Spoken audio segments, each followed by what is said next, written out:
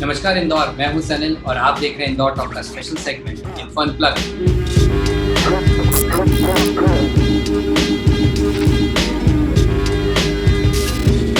भारत में corona virus ने ऐसे समय में दस्तक दी है जो समय स्टूडेंट पॉइंट ऑफ व्यू से बड़ा ही क्रूशियल है।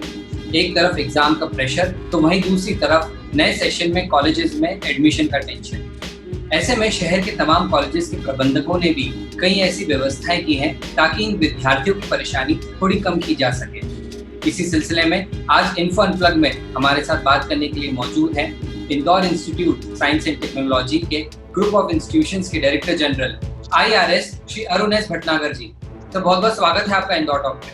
मेरा भी सभी इंदौर निवासियों को अभिवादन और यही प्रार्थना है कि हम इस संकट की घड़ी से विजयी होकर के बाहर निकलें। सर, लॉकडाउन का समय, ऐसे में सभी के लिए घर से निकलना अभी पॉसिबल नहीं है। विशेषकर अगर मैं स्टूडेंट्स की बात करूं तो अभी सबसे ज्यादा जो उनके लिए एक डाउटफुल सिचुएशन आ गई है। एग्जाम्स तो जैसे तैसे पार कर गए हैं वो लोग, पर अब नए सेशन में एडमिशन्स के लिए कहाँ अप्लाई करना है, कैसे प्रोसेस करना है, इन सभी चीजों के लिए बड़ा ही कंफ्यूजन जो है स्टूडेंट्स के लिए इस वक्त बना हुआ है। तो सर, क्या वो विशेष इंतजाम इस वक्त IST ग्रुप ऑफ इंस्टीट्यूशंस ने करे हुए नए सेशन में एडमिशन्स को लेकर? हमारे ग्रुप ऑफ इंस्टीट्यूट में तीन इंस्टीट्यूट्स हैं। पहला है Indore institute of science and technology, जिसमें 6 ब्रांचेस में इंजीनियरिंग है। Indore institute of pharmacy, B pharma, M pharma, D pharma जिसमें है, और Indore institute of management and research जिसमें MBA, BBA foreign trade, BCom honours, BSc, एक विशेष BSc जिसमें स्टैटिस्टिक्स, मैथमेटिक्स और कंप्यूटर साइंस है, BCom ऑनर्स और इकोनॉमिक ऑनर्स की पढ़ाई होती है। हमारा पहला उद्देश्य है कि सब सुरक्षित रहें और जो हमारे नए स्टूडेंट्स 12वीं अभी जो पढ़ रहे हैं 12वीं क्लास में, और जो आप आएंगे कॉलेज में, तो वो सुरक्षित रहें। तो वो बिना कॉलेज आए उनको किस प्रकार से हम बता सकें कि हम क्या कर रहे हैं, इसके लिए हमने ऑनलाइन कैरियर काउंसलिंग शुरू की। सुबह 6 बजे से लेकर 10 बजे तक वो हमसे संपर्क कर सकते हैं टोल फ्री नंबर जो हमने अपनी वेबसाइट पे दिया है, जो indaurinstitute.com, उस पर टोल फ्री नंबर है 1800-103-3069। I will repeat 1800-103-3069। उसमें हमारे काउंसलर्स के भी 6 नंबर दिए। ओके। तो जब वो इसमें टोल फ्री नंबर पे कॉल करेंगे तो अगर उन्हें IST में एडमिशन चाहिए तो IST में जो काउंसलर है उनके पास फोन चला जाएगा। ऐसे ही IMR के लिए और IP के लिए काउंसलर्स वहां अवेलेबल है। और जैसे मैंने अभी कहा, ये 6 बजे से लेकर 10 बजे तक बैठे, वो अपने indaurinstitute.com में जाकर के अपने प्रेफर्ड कोर्सेज में अपने को रजिस्टर भी करा सकते हैं और एक वर्चुअल टूर भी कर सकते हैं। उसकी व्यवस्था भी हमने की। हमारा ये 43 एकड़ का प्रांगण है, तो यहाँ पे बहुत अच्छा स्पोर्ट्स फैसिलिटी है। तो वो वर्चुअल टूर के जरिए और हमारी वेबसाइट पर उन सभी चीजों की जानकारी दी गई है जिससे कि उन्हें ये लगे कि हमारा एम्फेसिस क्या है। हमारे पूरे इंस्टीट्यूट्स, तीनों इंस्टीट्यूट्स का जो मुख्य उद्देश्य है वो बेस्ट एजुकेशन प्रोवाइड करना है, क्वालिटी एजुकेशन प्रोवाइड करना है। और उसके साथ इसलिए हमारी टैगलाइन है enhancing employability quotient with holistic development. हमें ना केवल रोजगार के अवसर प्रदान करने हैं, बल्कि उनके व्यक्तित्व का सर्वांगीण विकास भी करना है। इसके लिए हमने 23 क्लब भी बनाए हैं, बल्कि और वो क्लब बढ़ते जा रहे हैं, जिसमें स्पोर्ट्स के क्लब भी हैं, एक्स्ट्रा करिकुलर एक्टिविटीज के क्लब भी हैं और टेक्निकल क्लब भी हैं, जैसे एरो मॉडलिंग, रोबोटिक्स इत्यादि क्लब है। जैसे जो IAS में बैठना चाहते हैं उनके लिए एक विशेष क्लब है, समग्र समुत्कर्ष। इसके साथ साथ अगर उनमें स्पोर्ट्स या गेम्स में आने की प्रतिभा है तो उसके लिए भी उन्हें एक समुचित क्लब बने हैं और एक फोरम प्रदान किए जाते हैं। एक हमारा एक विशेष पहल है, हमने ग्रीन वेव्स क्लब बनाया, जिससे जब छात्र यहाँ आता है पहली बार तो वो पहले प्लांटेशन करता है, ट्री प्लांटेशन। और हमने 9 एकड़ में अपने यहाँ ऑर्गेनिक फार्मिंग की, वाटर हार्वेस्टिंग की, जिससे समाज की समस्याओं के प्रति हम अपने छात्रों को और जो भावी छात्र हैं उनको जागरूक कर सकें। क्योंकि समाज की समस्याओं से अवगत कराना हमारा भी उद्देश्य है। वो एक संपूर्ण व्यक्तित्व उनका उभर के आए और एक आदर्श नागरिक के रूप में अपने आप को स्थापित करें। सर, आपने स्टूडेंट्स की ओवरऑल डेवलपमेंट की बात कही है, एक आइडियोलॉजी बताई है जो Indore institute of science and technology अपने स्टूडेंट्स को सिखाता है। उनमें शुरू से ही उस आइडियोलॉजी के जो जिसे बताया जाता है कि शुरू से ग्रूमिंग की जाती है। ऐसे में क्योंकि अब लॉकडाउन का समय, कोरोना वायरस जो है इस वक्त सभी के लिए एक संकट का विषय बन चुका है। मेरे ख्याल से सभी को इसके साथ अब रहने की आदत डालनी पड़ेगी। ऐसे में अब मेरा जो सबसे इम्पोर्टेंट क्वेश्चन हो जाता है, ऐसे में कॉलेज प्रबंधन की क्या वो इंतजाम है भविष्य को लेके, क्योंकि ऑब्वियस सी बात है जब ये लॉकडाउन खुलेगा एक समय ऐसा भी आएगा जब स्टूडेंट्स कॉलेज की तरफ रुख करेंगे, एडमिशंस होंगे, तो जब ये बच्चे कॉलेज आएंगे तो क्या वो विशेष इंफ्रास्ट्रक्चर में चेंजेस जो हैं इस वक्त कॉलेज प्रबंधन ने अपनी प्लानिंग में उसको शामिल करा है, जहाँ पर लॉकडाउन के लिए लॉकडाउन के बाद सोशल डिस्टेंसिंग और जो भी तमाम पैरामीटर्स हैं इस कोरोना वायरस से बचने के लिए उनको फॉलो किया जाएगा, क्या वो विशेष इंतजाम जो है उस वक्त होंगे? उससे पहले मैं आपको ये बताना चाहूंगा कि अभी हम क्या कर रहे हैं, उसके बाद मैं आपके इस प्रश्न पे आता हूँ। बिल्कुल। हम लोगों ने 17 मार्च को ही अपने हॉस्टल में रहने वाले छात्रों को से बात करके उन्हें इस बात के लिए समझाया था कि समस्या बड़ी हो सकती है और वो अपनी इच्छा अनुसार हमारे सभी छात्र अपने घरों को चले गए। उसके बाद हमने अपनी फैकल्टी को ऑनलाइन टीचिंग कैसे की जाए इसकी ट्रेनिंग, और इस पूरी अवधि में यानी 19 मार्च से लेकर आज तक हमारी फैकल्टी जूम का उपयोग करके, गूगल मीट का उपयोग करके, वेबएक्स का उपयोग करके ऑनलाइन कंटेंट प्रोवाइड कर रही है। पर्सनल इंटरेक्शन हो रहा है। और एक बड़ा हम लोगों ने एक इनोवेटिव स्टेप ये लिया कि एक हमने एप्टीट्यूड के लिए और इंग्लिश के लिए रेगुलर उनके क्लासेस चल रहे हैं, वेबिनार्स चल रहे हैं, जिसमें मैं भी पार्टिसिपेट करता हूँ, हमारे प्रिंसिपल्स भी पार्टिसिपेट करते हैं। लगातार व्हाट्सएप के माध्यम से उनको उनके मैथमेटिकल क्वेश्चंस देके उनके एप्टीट्यूड को भी सुधारा जा रहा है। इंग्लिश की क्लासेस, ग्रामर इत्यादि भी चल रही है। और जब ये कॉलेज खुलेगा और जब हमारे विद्यार्थी यहाँ आएंगे तो पहले हमें उनकी सुरक्षा का ध्यान सबसे महत्वपूर्ण है हमारे लिए। इसके लिए हमने बहुत सारी बातों को सोचा है। जैसे पहले कि हम शिफ्ट में कॉलेज चलाएं और हमारे यहाँ फ्लिप्ड क्लासरूम टेक्निक का प्रयोग हो रहा है और हम उसे और भी आगे बढ़ाएं। क्लास के साइज को भी लिमिट करना है और अन्यथा अतिरिक्त रूमों की व्यवस्था करनी है जिससे कि वो दूर दूर बैठे। तो क्लासरूम की सेटिंग भी बदली जाएगी। जो लंच ब्रेक होता है, क्योंकि तीनों इंस्टीट्यूट हमारे पास है, तो उनका लंच ब्रेक भी अलग अलग होगा जिससे कि वो आराम से दूर बैठ करके लंच ले सकें। किसी प्रकार की भी गैदरिंग को हम अवॉइड करेंगे। मतलब हमारे जो सेंट्रलाइज्ड एसी रूम है उनका हम प्रयोग नहीं करने वाले। और बसेस की जो सुविधा है आने की वो ऑप्शनल रहेगी। अगर स्टूडेंट्स आना चाहें तो बस से आए, और अगर वो अपनी पर्सनल व्हीकल से आते हैं तो उसको भी हम प्रेरित करेंगे, उसमें हम मना नहीं करेंगे। तो हमारी जो बसेस हैं उनको सैनिटाइज करने का भी व्यापक प्रोग्राम।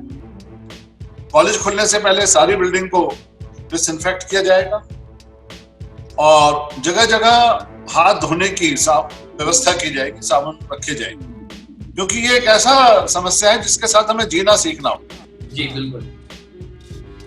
तो इसके लिए हमारे ऊपर व्यापक प्रबंध कराने की हमारी योजना है, लेकिन अभी फिलहाल वो दिन दूर है, लेकिन हम उसके लिए तैयार हैं।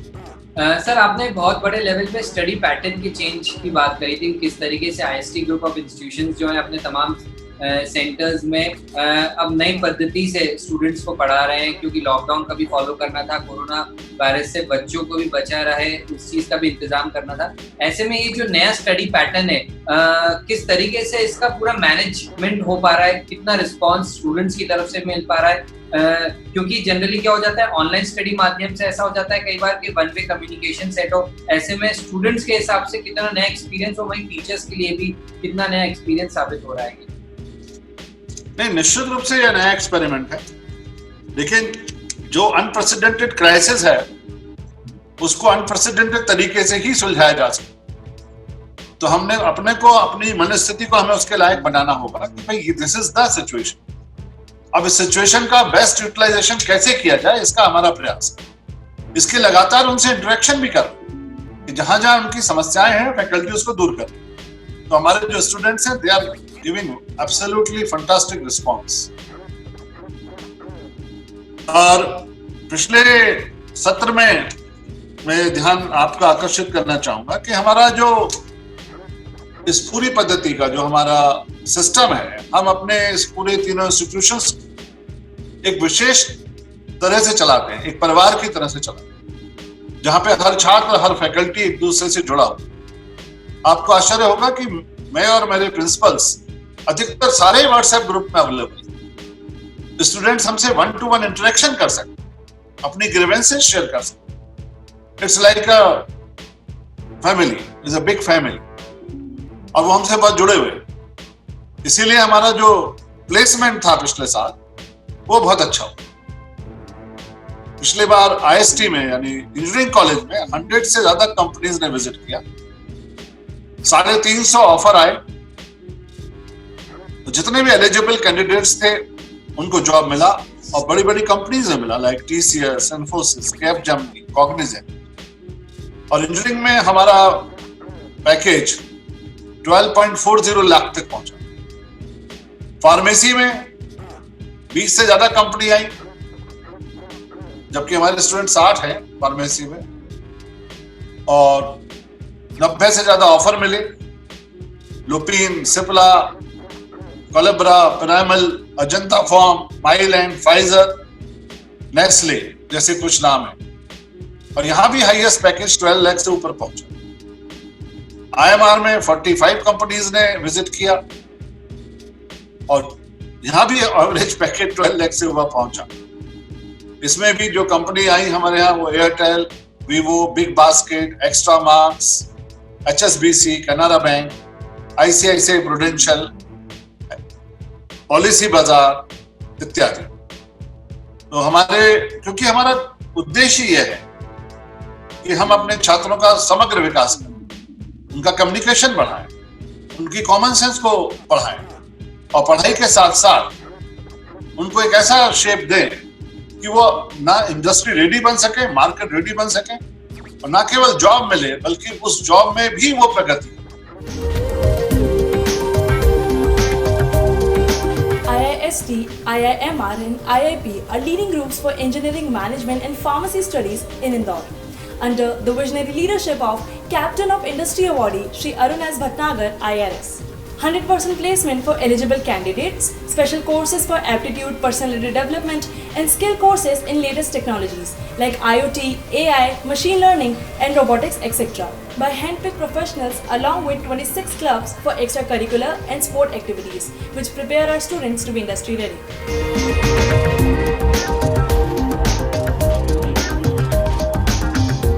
सर, आपने जिक्र करा एक ओवरऑल होलिस्टिक डेवलपमेंट की, जहां पर कहीं ना कहीं बच्चों की एकेडमिक्स के साथ साथ पर्सनालिटी डेवलपमेंट की भी बात होती है। आईएसटी ग्रुप में भी आपने जिक्र करा कि बहुत से ऐसे कल्चरल क्लब्स हैं जिसमें बच्चों को एनरोल किया जाता है, जिसमें उनके इंटरेस्ट ऑफ एक्टिविटी रहती है।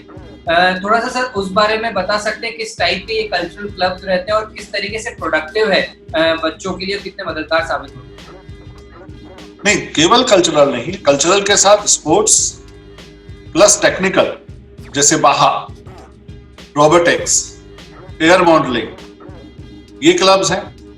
और मैंने बताया कि अगर किसी को म्यूजिक में रुचि है तो उसके लिए हमने विशेष क्लब बनाया जिसका नाम है श्रुति आह्लाद। ऐसे ही आपको बताया समग्र समुत्कर्ष, जो आईएएस में बैठना चाहते हैं, सिविल सर्विसेज में बैठना चाहते हैं। एक जो डिबेट, ग्रुप डिस्कशंस को प्रमोट करने के लिए एक अलग क्लब है।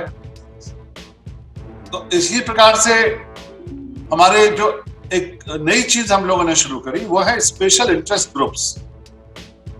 इंजीनियरिंग के छात्रों को केवल हमारे यहाँ सिविल नहीं पढ़ा जाता, मैकेनिकल नहीं पढ़ा जाता, उनको उसके साथ साथ विशेष कोर्सेज कराए जाते हैं, जिसके लिए हमने टाई अप किया रेड हैट एकेडमी से, AWS एकेडमी से और विप्रो से। तो विभिन्न, इससे उनको इंटरनेशनल सर्टिफिकेट मिलते हैं।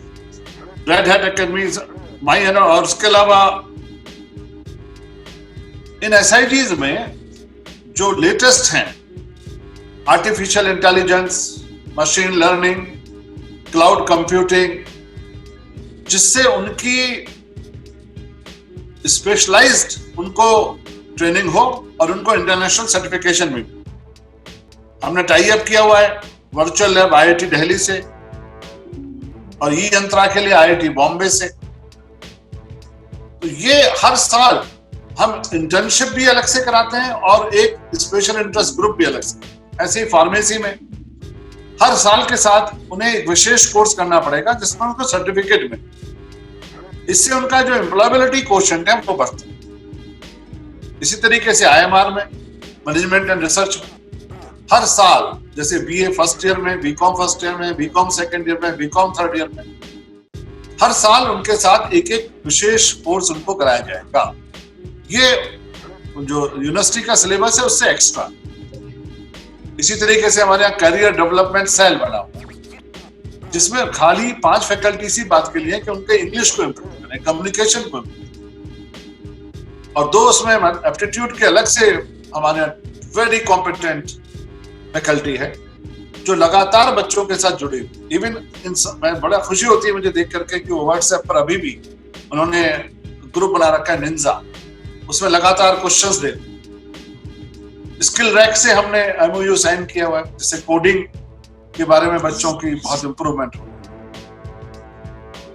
सर आपने जितना भी जिक्र करा उसमें एक चीज और आपने बताई थी आर्टिफिशियल इंटेलिजेंस को लेकर, क्योंकि भविष्य अगर हम देखा जाए तो आर्टिफिशियल इंटेलिजेंस का है और अभी समय उसी चीज को अप्लाई करने का आ गया। आज हम देख रहे हैं कि ऑनलाइन एजुकेशन कितना इंपॉर्टेंट रोल प्ले करता है। आज वर्चुअल क्लासेस के माध्यम से बच्चों को घर रहते ही सारी एजुकेशन दी जा रही है। ऐसे में सर क्या लगता है कितना उज्जवल भविष्य है इस ऑनलाइन एजुकेशन सिस्टम का और कितना प्रोडक्टिव साबित होगा ये स्टूडेंट्स के लिए? देखिए ऑनलाइन एजुकेशन सप्लीमेंट्री हो सकता है, सब्स्टिट्यूट नहीं हो सकता। देखिए गुरु क्या है? गुरु का मतलब होता है अंधकार, रू का मतलब है दूर करना। जो अंधकार को दूर करे वो गुरु। गुरु is like a GPS system, Guru positioning system. तो ऑनलाइन एजुकेशन से हम वो प्राप्त नहीं कर सकते जो हम वास्तव में कॉलेज आकर के प्राप्त कर सकते। जो सबसे बड़ी चीज है वो पहले तो फेस टू फेस इंटरेक्शन अपने टीचर के साथ, फिर एक पीयर कंपैरिजन होता है, पीयर इंटरेक्शन। बच्चा जब 60 लोगों के साथ मिलकर के कोई सीखता है तो उसमें कॉम्पिटिटिव भावना आती, टीम बिल्डिंग भी आती, कैसे लोगों के साथ एडजस्ट करना है जो उसको आगे चल के हेल्प करेंगे। अगर हम ऑनलाइन टीचिंग में जाएंगे तो एक सोशल आइसोलेशन हो जाए, अलग बैठा हुआ व्यक्ति, और उसके लिए बहुत ज्यादा मोटिवेशन की जरूरत है। सेल्फ मोटिवेशन बहुत है, टाइम मैनेजमेंट चाहिए। एक और प्रॉब्लम ऑनलाइन एजुकेशन के साथ है कि there is a lack of communication, जिसके लिए हम बहुत महत्व देते हैं। जब ग्रुप डिस्कशन हो रहा है तो आप ऑनलाइन टीचिंग में कैसे? यहाँ फेस टू फेस आपको एक दूसरे से आर्गुमेंट करना है, प्लस एडजस्टमेंट भी करना है। देखिए क्राइसिस मैनेजमेंट भी बच्चा सीखता है। आज हम कोई प्रोग्राम ऑर्गेनाइज करते हैं, बहुत बड़ा कल्चरल प्रोग्राम ऑर्गेनाइज करते हैं या स्पोर्ट्स की कोई फैकल्टी कोई कंपटीशन ऑर्गेनाइज करते हैं, तो हम बच्चों को उसका दायित्व देते हैं। उससे उन्हें क्राइसिस मैनेजमेंट आएगा, इवेंट मैनेजमेंट आएगा, एडजस्टमेंट करना आएगा, लास्ट मिनट पर क्या हुआ। तो वो जो चीजें हैं जो उनके व्यक्तित्व का निर्माण करती हैं वो तभी संभव है जब वो कॉलेज आए। ऑनलाइन एजुकेशन उनके लिए एक सप्लीमेंट्री हो सकता है कि कुछ चीजें जो हम जैसे हम कर ही रहे, फ्लिप क्लासरूम टेक्निक है कि वीडियो उनको दे दिया गया, वीडियो पढ़ के आए, आकर के क्लास में प्रोफेसर से डिस्कस करें। तो वो एक सप्लीमेंट्री है, it can not be substitute anymore. बिल्कुल सही बात कही। कोई कहीं ना कहीं जहाँ प्रैक्टिकल एक्सपोजर की बात आती है, टीम वर्क में रह के काम करने की बारी आती है, क्राइसिस मैनेजमेंट की बात आती है, तो कहीं ना कहीं फिजिकल प्रेजेंस या फिजिकल इंटरेक्शन एक स्टूडेंट टीचर का उतना ही जरूरी हो जाता है। मेरे ख्याल से वर्चुअल क्लासरूम में इस चीज की कमी हमेशा से ही रहेगी। सर ऐसे में अभी स्टूडेंट्स का कहीं ना कहीं बहुत एक कंफ्यूजन स्टेट ऑफ माइंड है, माइंड बहुत अभी कंफ्यूज्ड है और कहीं ना कहीं थोड़ा सा मॉरल भी डाउन है अभी सभी स्टूडेंट्स का। थोड़ा सा मैं आपके एक विजनरी थॉट्स चाहूंगा ऐसे में कि क्या वो स्पेशल दिक्कतें हो सकती हैं या चैलेंजेस हो सकते हैं जिसमें आने वाले समय में स्टूडेंट्स को शायद फेस करना पड़े, क्योंकि चीजें उस उतने प्रैक्टिकल तौर पे स्टूडेंट्स के लिए भी अवेलेबल शायद आने वाले समय में, अभी कुछ समय तक के लिए एटलीस्ट नहीं होगी। तो एटलीस्ट ये जो अभी करंट सेशन में स्टूडेंट्स अभी जब भी आते हैं कॉलेज या हो सकता है घर से पढ़ाई करें, तो क्या वो बड़े चैलेंजेस हो सकते हैं उनके लिए, और कैसे इन चैलेंजेस को ओवरकम करते हुए, फाइट करते हुए वो अपने गोल्स को अचीव कर सकते हैं?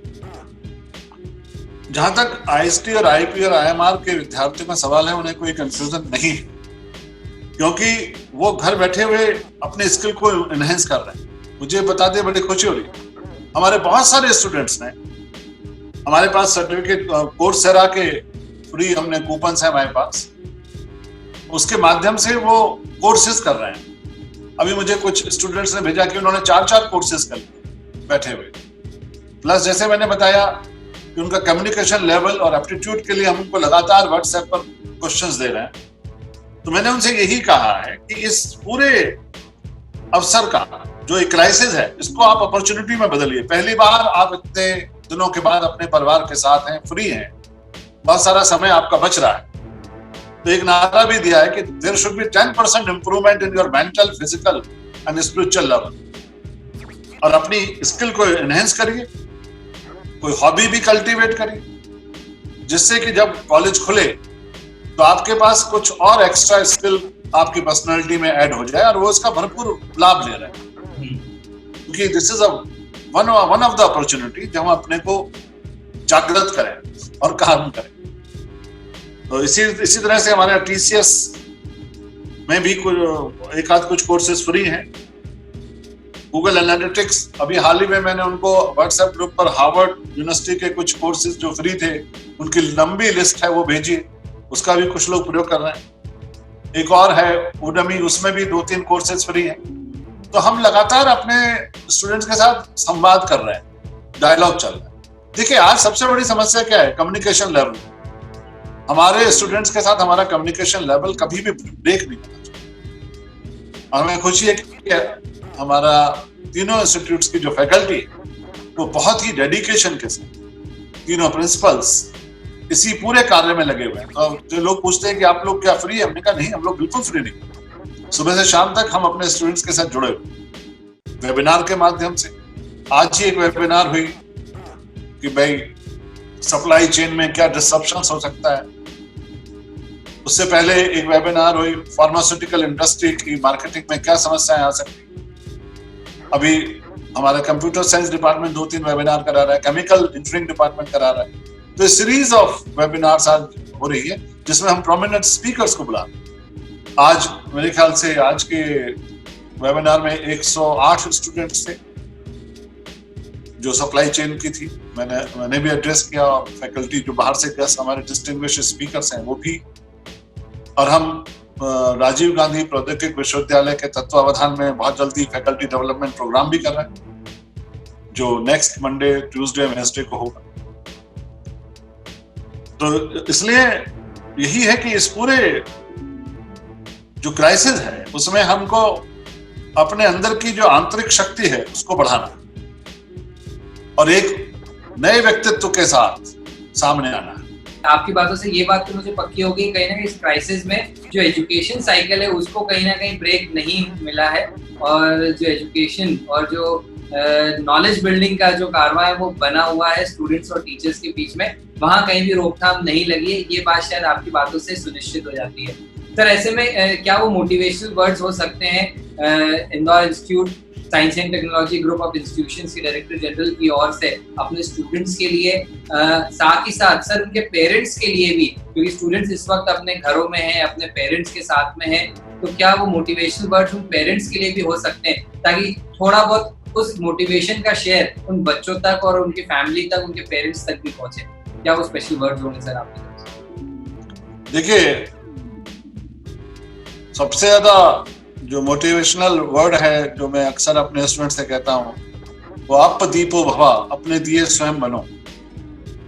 दूसरा, गौतम बुद्ध ने कहा था कि अगर अपने से प्यार करते हो तो अपने को सुरक्षित रखो। इससे ज्यादा उपयुक्त वाक्य इस आजकल की परिस्थितियों में कुछ नहीं हो सकता। हमको, जो हमारे माननीय प्रधानमंत्री जी हैं या जो हमारे अधिकारीगण हैं, तो बार बार हमको चेतावनी दे रहे हैं कि stay home and stay safe.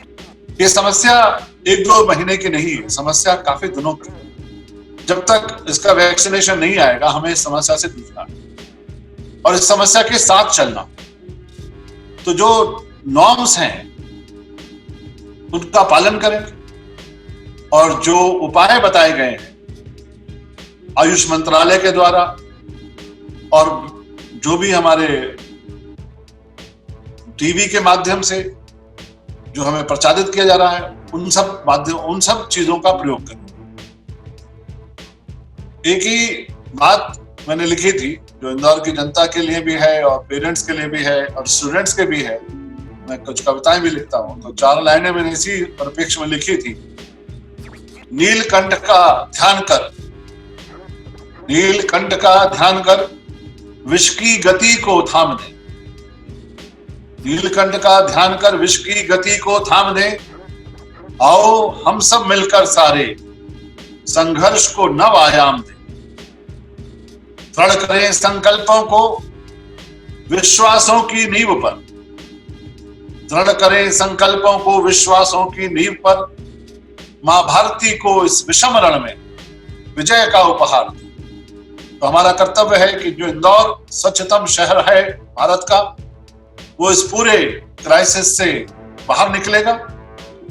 और जो हमारे अधिकारीगण इंदौर के रात दिन लगे हुए हैं, पुलिस प्रशासन लगा हुआ है, सफाई कर्मचारी लगे हुए और जिनके प्रति नतमस्तक है हम सब लोग, डॉक्टर्स, नर्सेस, उनके प्रति आभार और अपनी कृतज्ञता का प्रदर्शित करते हुए पूरा सहयोग करें, क्योंकि हमारा सहयोग उनके हाथों को मजबूत करेगा, क्योंकि वो लोग रात दिन हमारे लिए काम कर रहे हैं। उन सबको पूरे आईएसटी परिवार की तरफ से शत उनका अभिनंदन और शत प्रणाम कि आपकी वजह से आज हम सुरक्षित हैं। बहुत बहुत धन्यवाद, बहुत बहुत शुक्रिया। तो ये थे हमारे साथ में आईएसटी ग्रुप ऑफ इंस्टीट्यूशंस के director general IRS Shri Arun S Bhatnagar ji, जिन्होंने तमाम फार्मेसी, इंजीनियरिंग और मैनेजमेंट स्टूडेंट्स के लिए एडमिशन से संबंधित और आने वाले समय में एजुकेशन से संबंधित तमाम अनप्लग इंफॉर्मेशन हमारे साथ शेयर करी।